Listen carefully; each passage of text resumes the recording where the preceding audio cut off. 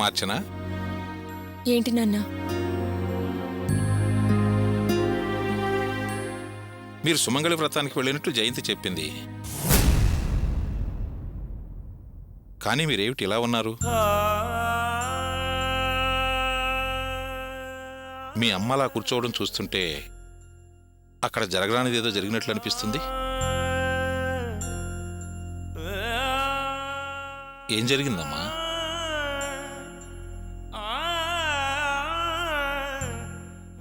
ఏంటమ్మా మౌనం? ఏం జరిగింది చెప్పమ్మా.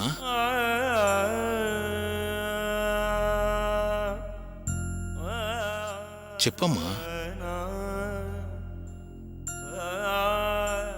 అది అది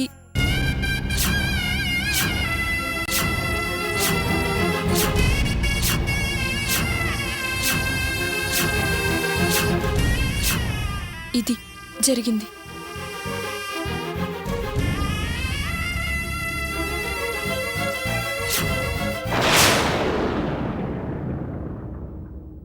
ఇలా జరగకూడదనే ఉద్దేశంతోనే అర్చనను కాపురానికి పంపిద్దామని నెత్తి నోరు కొట్టుకుని చెప్పాను. నా మాట వినకుండా నా నోరు మోయించావు, కానీ జనం నోరు మోయించగలవా?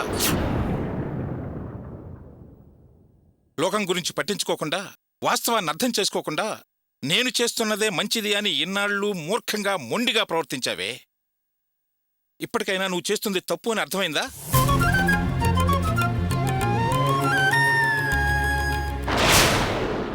వరలక్ష్మి, మనం మనుషులు లేని మరో ప్రపంచంలో ఉండటం లేదే. నలుగురితో పాటే కలిసి ఈ సమాజంలో బ్రతుకుతున్నాం. ఇక్కడ వ్యక్తిగత ఇష్టాయిష్టాలకు తావులేదు. ఇక్కడ మనం మన కోసం బ్రతకడం కాకుండా లోకానికి భయపడి బతకాల్సిందే.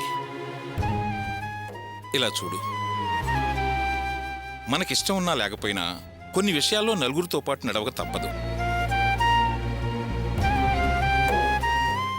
10 మంది కలిసిన పేరంటంలోనే ఎవరో ఏదో అడిగారని వారికి సమాధానం చెప్పలేక ఇంటికొచ్చి కూర్చున్నావే, రేపు ఊరంతా నిన్ను నిలదీస్తుంది. అప్పుడు వాళ్ళకేం సమాధానం చెబుతావు? అదే అర్చన తన భర్తతో కాపురం చేసుకుంటూ ఈ పేరంటానికి వెళ్ళుంటే అక్కడ మీ ఇద్దరికి లభించే గౌరవం, మర్యాద మరో రకంగా ఉండేదే. ఇంత చిన్న అవమానాన్నే భరించలేక ఇంటికొచ్చి తలదించుకుని కూర్చున్నావే. ఇంకా అర్చన ఎలాగే అత్తగారింటికి వెళ్లకుండా మన ఇంట్లోనే ఉంటే ఇంతకన్నా పెద్ద అవమానాలే జరుగుతాయి. అప్పుడేం సమాధానం చెబుతావు?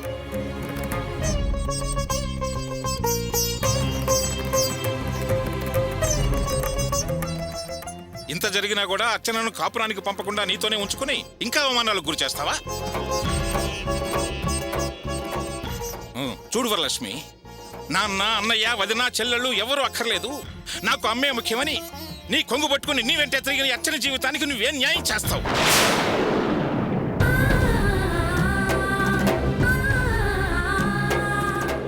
అమ్మేం చేసినా నా మంచి కోసం అనే నమ్మకంతోనే ఉంటుంది ఇది. ఆ నమ్మకాన్ని నువ్వు ఎలా నిలబెట్టుకుంటావు?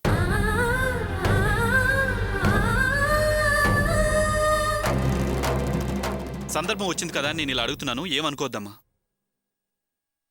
ఇలాంటి అవమానాలు జరగకుండా ఉండాలంటే అర్చన తన భర్త దగ్గరికి కాపురానికి వెళ్లటమే మంచిది. నాన్న చెప్పింది కాస్త ఆలోచించి చూడమ్మా.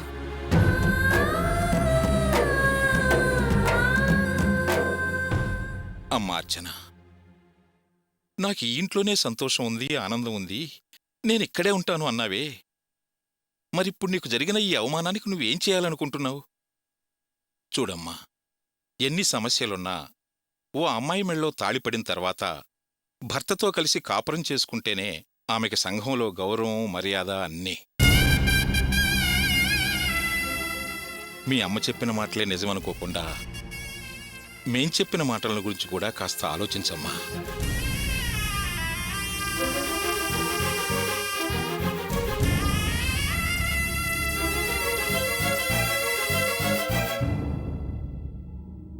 అత్తయ్య,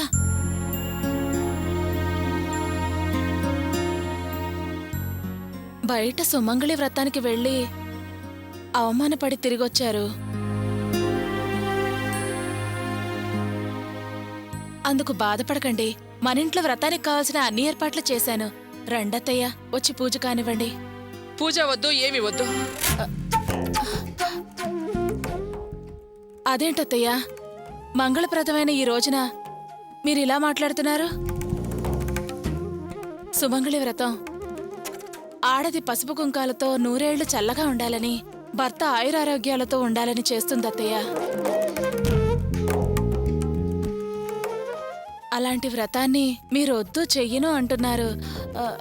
అందువల్ల మావయ్యకి ఏదైనా ప్రమాదం జరుగుతుందేమోనని భయపడుతున్నానంతే. వద్దు అనుకున్న వాళ్ళని బలవంతం చేయకూడదు జయంతి.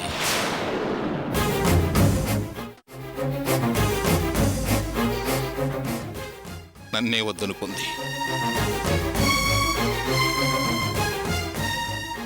ఇక నాకేమైతే దానికేమిటి? అలా అనకండి మావయ్య. అత్తయ్యకు మీ మీద కోపం ఉందేమో కాని ప్రేమ, అనురాగం, మర్యాద లేవంటే నేను నమ్మను.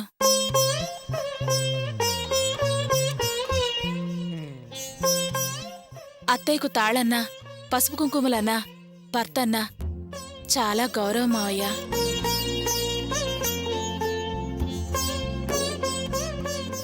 అత్తయ్య, మావయ్య మీద కోపంతో మీరు పూజ వద్దంటున్నారు కదూ? ప్లీజ్ అత్తయ్య, వద్దనద్దు, రండి.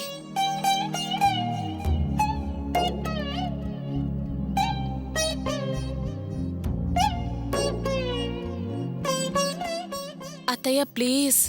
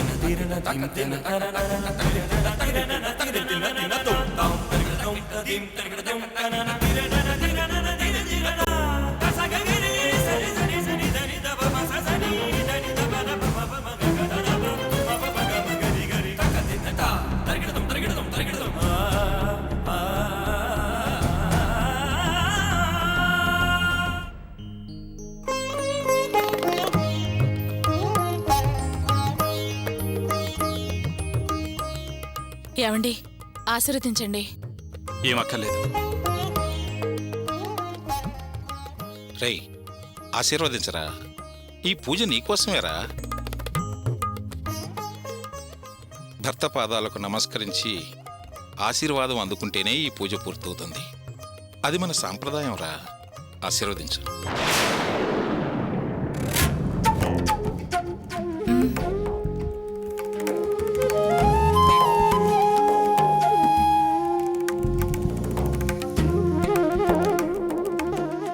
నిండు నూరేళ్లు సుమంగళిగా ఉండు.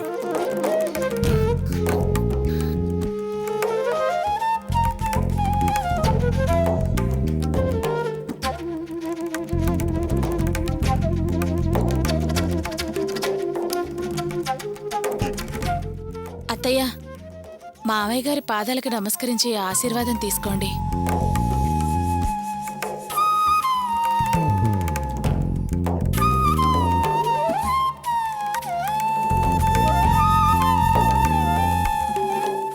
పర్లేదులేమ్మా, వదిలి.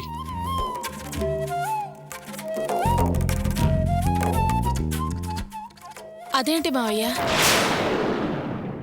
భార్య భర్త పాదాలకు నమస్కరించకుండా ఈ పూజ పూర్తి కాదని, ఇదే మన సాంప్రదాయం అని మీరే అన్నారుగా?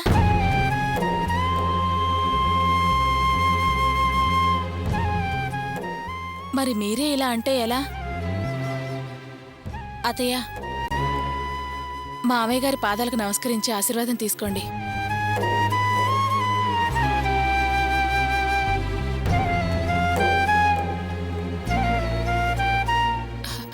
వెళ్ళండి అత్తయ్య.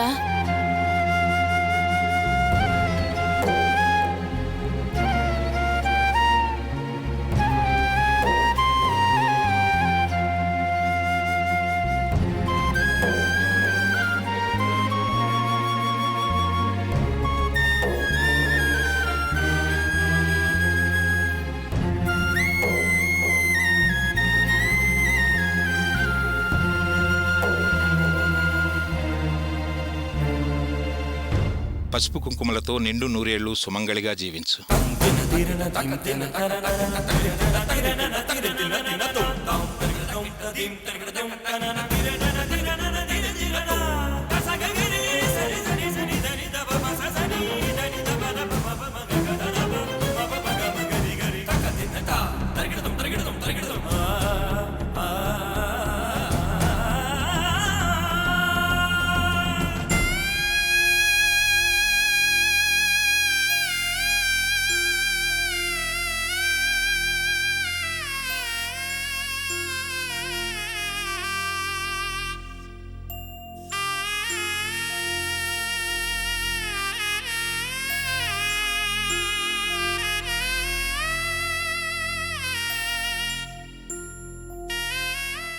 మావయ్య, మీరు హాల్లో కూర్చోండి, నేను భోజనాలు రెడీ చేస్తాను. అలాగేనమ్మా.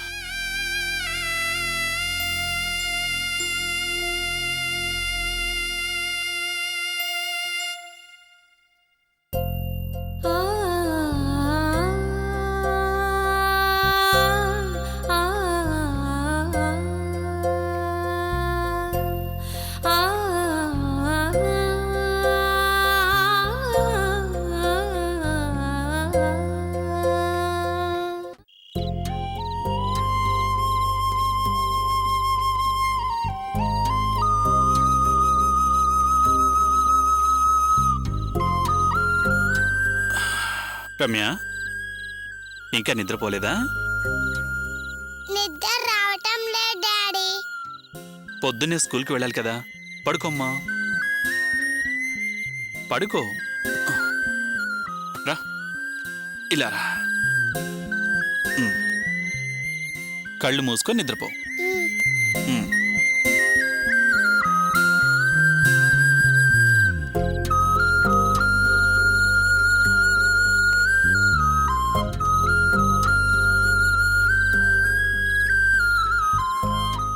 ఏమండి, పాలు అక్కడ పెట్టు.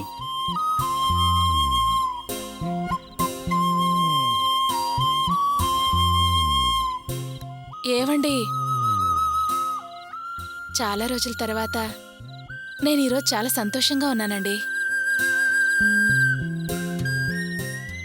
కానీ ఎంత సంతోషంగా ఉన్నానో అంత బాధగానూ ఉన్నానండి.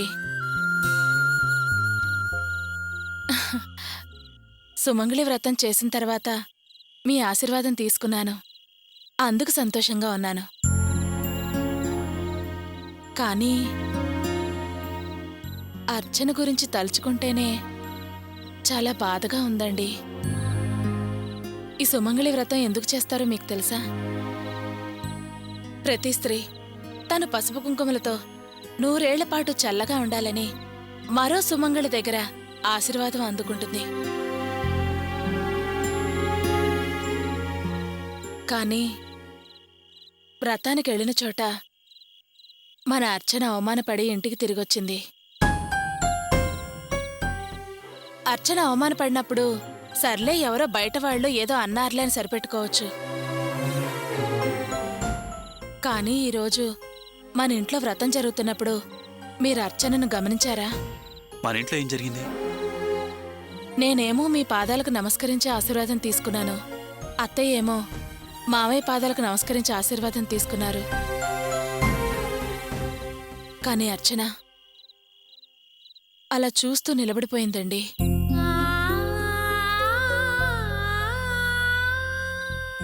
తనలా చూస్తుంటే నేనెంత బాధపడ్డానో తెలుసా?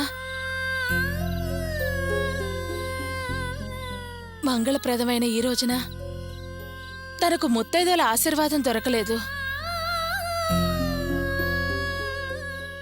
భర్త పాదాలకు నమస్కరించుకునే అదృష్టమూ తనకు దక్కలేదు. ఒకవేళ అర్చనకు ఈ పరిస్థితి వచ్చింది నా వల్లేనేమోనని బాధగాను బెంగగానూ ఉందండి. అత్తయ్య ఆశపడినట్టు బాగా చదువుకున్నాడనో గొప్ప ఉద్యోగస్తున్నో చూసి పెళ్లి చేసుంటే ఈ పాటికి అర్చన సంతోషంగా తన అత్తారింట్లో కాపురం చేస్తూ ఉండేది.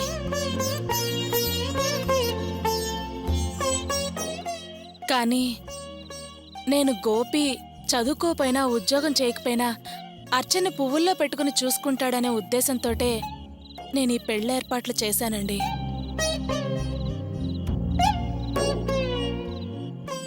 అంతేకాని అర్చన ఇలా అవమానపడుతుందని తెలిస్తే నేను ఈ పని చేస్తుండేదాన్ని కాదు. ఈరోజు అర్చన పడ్డ అవమానాలన్నిటికీ నేనే కారణం. ఇది నువ్వు ఒక్కదానివే తీసుకున్న నిర్ణయం కాదు కదా. నాన్నగారు కూడా నీతో కలిసి కదా ఈ పెళ్లి జరిపించారు. మీరు తీసుకున్న నిర్ణయం తప్పేమీ కాదు. గోపి చాలా మంచివాడనే అనిపిస్తోంది. అమ్మే నిజం తెలుసుకోకుండా పట్టుదలతో ఉంది. ఈరోజు అర్చన ఉన్న పరిస్థితికి అమ్మే కారణం. అమ్మకు అర్థమయ్యేలా చెప్పడం కోసం మనం ఎన్నో ప్రయత్నాలు చేశాం. అమ్మ అర్థం చేసుకోకుండా మొండిగా ఉంటుంది. అలాగని అర్చన్న అలాగే వదిలేస్తామా?